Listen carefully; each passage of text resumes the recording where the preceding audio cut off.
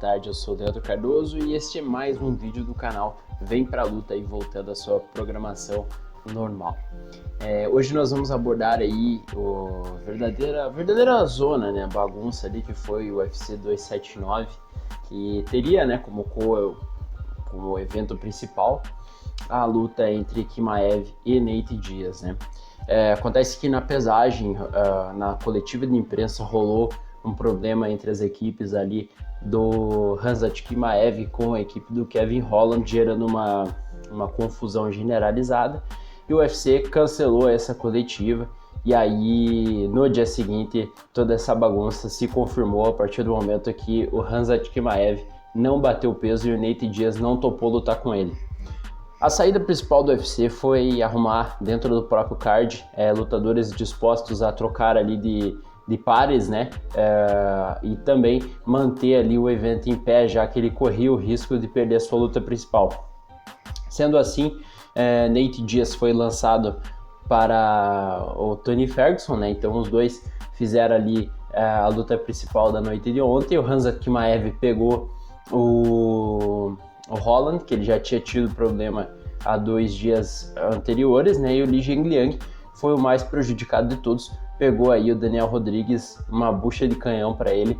Então, se saiu pior aí o nosso querido chinês aí nessa situação. Falando sobre os cards, sobre o card, né, principal ali, mais especificamente, nós tivemos boas lutas interessantes, com um garfo, que eu já vou explicar já para vocês já o porquê que foi. Então, assim, iniciando ali, a gente teve o confronto do Johnny Walker contra o Ion Cutelaba, que é um lutador freak, né? É um cara, assim, que a gente não espera muita coisa do Cutelaba, ele é aquele cara raçudo só, não tem muita técnica, tentou fazer um jogo diferente ali contra o Johnny Walker, que lutou muito bem na noite de ontem. Ele precisava espantar aquela má impressão lá que ficou no nocaute que ele sofreu contra o Jamal Hill. E conseguiu aí uma importante vitória via finalização ainda no primeiro round contra o Cutelaba. Logo depois ele falou que ele queria o bônus da noite, que ele vai casar em dezembro. Então é bom ver esse retorno às boas performances aí do Johnny Walker, mas ressaltando que o Cutelaba, ele é um adversário assim na medida, sabe? Ele não é um cara que alavanque uma vitória em cima do Cutelaba te leve a algum lugar dentro da organização, porque, como eu disse, é um lutador assim que já tem um histórico de altos e baixos dentro do evento. Faz lutas divertidas, mas não é um grande lutador. Aí, logo depois, você teve a luta da Macy Chiasson contra a Irene Aldana, que terminou com um desfecho bem impressionante. Mas eu acho que a Macy Chiasson ela havia batido numa finalização da Irene Aldana. A luta prosseguiu, o árbitro não viu e também na situação continuou, mas ela havia batido ali na finalização da Irene Aldana, mas de qualquer forma a Irene teve uma performance muito boa e isso daí não atrapalhou ela no resultado final, só que a vitória veio por um golpe que eu particularmente vejo poucas vezes nos eventos aí de MMA pro mundo, e também no UFC foi a primeira vez na história que foi uma pedalada, ela estava por baixo e ela pedalou no corpo da Macy Chiasson e a Macy levou aquele golpe ali e perdeu foi ali na região do fígado, né? Uma região onde você tem muita dor, né? E ela na hora ela já levou o golpe, já sentiu na hora e já caiu no chão, e aí o juiz optou por encerrar essa luta, né? Então foi esse desfecho aí curioso da luta da Irene Aldana contra a Macy Chiasson, uma vitória muito positiva para a Irene, que ainda é um dos nomes viáveis aí para de repente tentar uma disputa de cinturão contra a Amanda Nunes, porque seria um confronto inédito dentro da categoria, né? Embora eu acho que dificilmente a gente veria uma luta competitiva da Amanda com ela, mas de qualquer forma é sempre bom ter novas adversárias aí, novas pessoas aparecendo dentro da categoria para gerar novos desafios aos campeões. Depois nós tivemos o azarado da noite, que foi o Li Jingliang.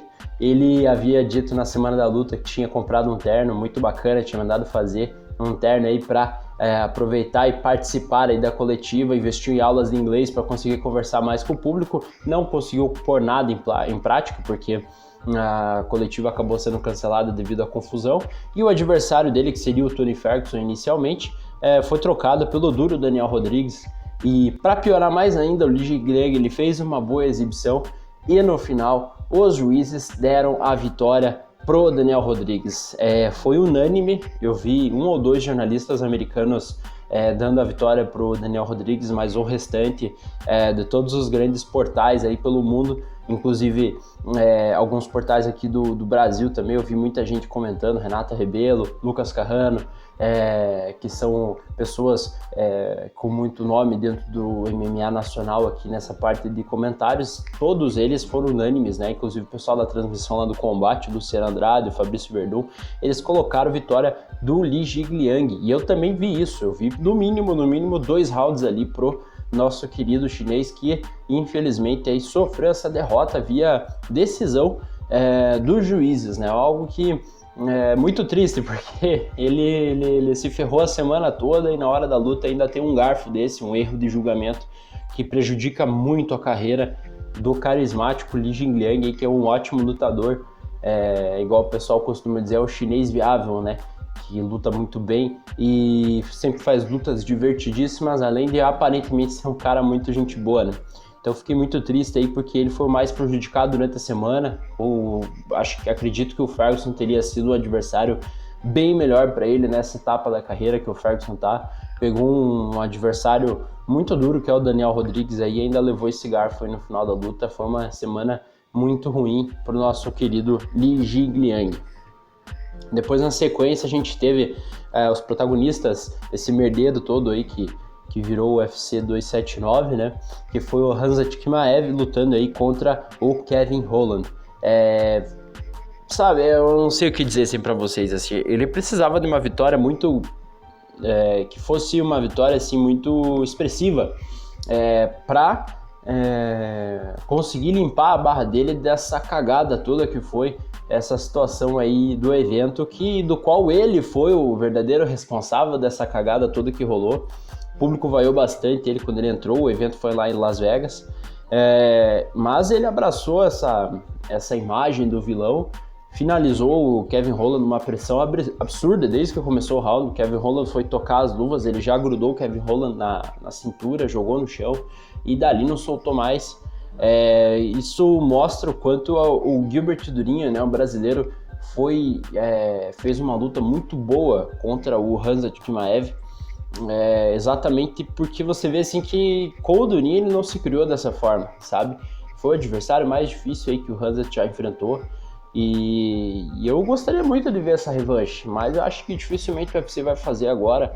Acredito aí que vão colocar ele na cara do gol. Talvez não joguem ele agora para disputa de cinturão, porque ainda há toda uma indefinição, né, do que vai acontecer entre o Leon Edwards, o Kamaru Usman.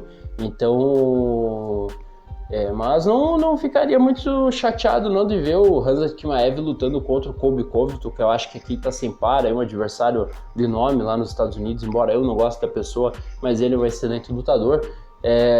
Eu adoraria assistir a luta entre os dois aí, então o Lobo segue invicto, né, após essa luta aí contra o Kevin Holland, e tirou para nada o Holland, que é um bom lutador, aí foi o lutador com mais vitórias em 2020, tem sérias dificuldades no jogo de grappling, só que ontem ele fez o que dava contra o Lobo, e o Khamzat Chimaev mostrou de fato aí que é um cara muito diferenciado, tanto no quesito psicológico quanto na parte da luta. E aí, para fechar, a gente teve o confronto mais curioso da noite, o confronto que atraía as atenções, e se tem um cara que tem que agradecer toda essa cagada que rolou no UFC 279, é o Nate Diaz, porque de vítima de um possível homicídio, o Nate Diaz acabou aí se tornando o vencedor aí da noite, né? Conseguiu essa vitória via guilhotina no quarto round contra o Tony Ferguson. A luta estava no nível técnico baixo, era muito mais na base da vontade. O Nate Diaz falou que nem treinou direito para essa luta, então ele ia ser aniquilado pelo Khamzat Chimaev, e deu sorte aí de pegar o Tony Ferguson, que em outras etapas da carreira faria uma luta muito melhor do que fez ontem. E o Ferguson está agora com 5 derrotas seguidas dentro do evento. Até depois da luta ele falou, vou voltar, vou consertar lá o que tem que fazer, vou sentar lá com o pessoal e vou voltar melhor ainda. Aquele papo estilo jogador de futebol que fala que vai buscar os 3 pontos, né? Mas a verdade é que o destino do Tony Ferguson aí tá numa situação meio complicada. Acredito que o UFC não vai mandar ele embora, vai dar no mínimo mais uma luta para ele. Acredito que ele não quer parar, isso é um problema. O Tony Ferguson aí que já teve problemas psicológicos graves, né? Recentemente, e muito dessa queda de rendimento dele entrou em sintonia com esse momento muito ruim pessoal que ele viveu. Então, assim, eu acho que é um cara que o UFC vai ter que cuidar bastante, porque com toda certeza não vai conseguir parar de uma forma que seja boa, sabe? Uma forma que seja tranquila. Tony Ferguson, ele vai ter algumas dificuldades, assim como o BJ Penn, que já não tinha condições nenhuma de lutar, ficava emendando uma derrota atrás da outra e sofrendo danos desnecessários, né? Já pro Nate Diaz, o copo ficou totalmente meio cheio, porque... copo cheio, né, no caso, né, não copo meio cheio, porque foi a última luta do contrato dele pelo UFC. O Nate Diaz se tornou um cara muito popular depois que ele venceu o McGregor em 2016. Não vencia desde 2019 e agora, na sua última luta do contrato, conseguiu essa importante vitória contra um cara duríssimo aí, que é o Tony Ferguson mesmo, igual eu já colocando os pontos anteriormente ali que eu pontuei aqui para vocês. Mas no currículo vai estar escrito, Nate Diaz derrotou o Tony Ferguson, né? Então isso a história não vai conseguir apagar. E para ele foi uma excelente vitória. Acho que ele vai testar o mercado agora. Ele falou até que ele vai ser campeão em outra organização, ou então outro esporte, vai voltar para o UFC para ser campeão, mas os irmãos Dias nunca foram característicos em serem aquelas pessoas que pensam com os pés no chão. Sempre foram esses sonhadores, né? Então não vejo hipótese nenhuma dele retornar para o UFC, a não ser se o UFC estiver precisando muito ali de alguém para tapar um evento, mas ele foi sempre um cara muito complicado para negociar, tanto ele quanto o irmão dele, né? Eles causam muito nos bastidores. Então acredito aí que foi a última exibição do Nate Diaz no octagon do UFC. Acho que ele vai para fazer alguma luta de boxe, então creio eu que dificilmente a gente vai ver aí o Nate Diaz lutando novamente, mas foi muito bacana. Ele sempre teve esse estilão meio maloqueiro ali, meio maluco, e sempre foi um cara que trouxe lutas, confrontos muito divertidos, né? Então fica aí esse registro aí de que, ainda mais como o público americano é quem manda no UFC, com toda certeza vão dar um jeitinho de colocar ele no Hall da Fama, porque a vitória dele em cima do McGregor elevou o UFC a outro patamar no quesito de vendas de pay-per-view. Isso deu muito dinheiro para a organização, e acredito até que, além da imagem do Nate Diaz, a imagem do McGregor também cresceu por causa do confronto entre os dois aí, tá bom? Então essa foi minha análise aí sobre o evento 279 que ocorreu na noite de ontem em Las Vegas. Agradeço a todos pela visualização e até o próximo vídeo, meus queridos. Uma ótima semana e muito obrigado. Tchau, tchau.